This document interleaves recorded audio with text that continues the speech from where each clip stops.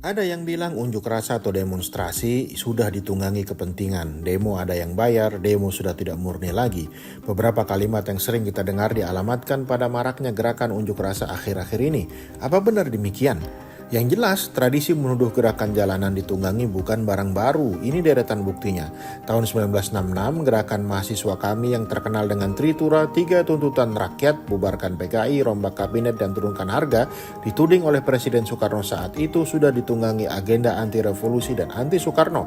Pada tahun 1974, mahasiswa turun lagi dengan agenda Tritura baru, turunkan harga barang, berantas korupsi, dan bubarkan asisten pribadi Presiden. Ujungnya gerakan yang terkenal dengan dituduh ditunggangi kelompok anti Soeharto untuk ciptakan kekacauan dan anti pemerintah. Tahun 1978, aksi yang dimotori oleh mahasiswa ITB kembali goncang politik Indonesia. Meski hanya dilakukan di dalam kampus, tapi cukup untuk ganggu penguasa. Akhirnya kampus ITB diserbu, mahasiswa dicap anti Soeharto, ditangkap dan dipenjarakan. Tahun 1998, gerakan jalanan juga dituding menjadi gerakan yang tidak murni, gerakan politik praktis. Namun meski demikian, akhirnya kekuasaan Presiden Soeharto selama 32 tahun harus berakhir saat itu.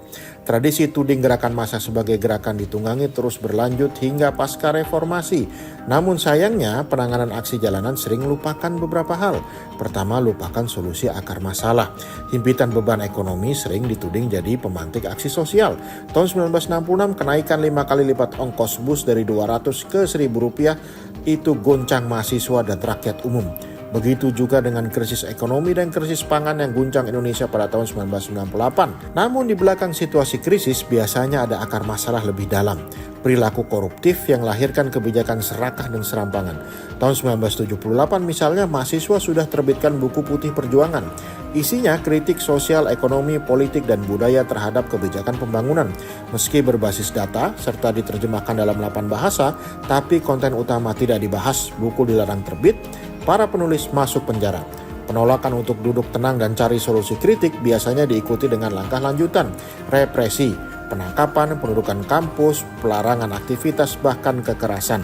Penggunaan kekerasan berlebihan mungkin berhasil sementara waktu, namun sejarah menunjukkan itu hanya akan melahirkan gerakan yang lebih besar di masa datang sebelum meledak. Jadi yang harus dilakukan sekarang, apakah pendekatan politik dan kebijakan sudah menyentuh akar masalah kegelisahan masyarakat?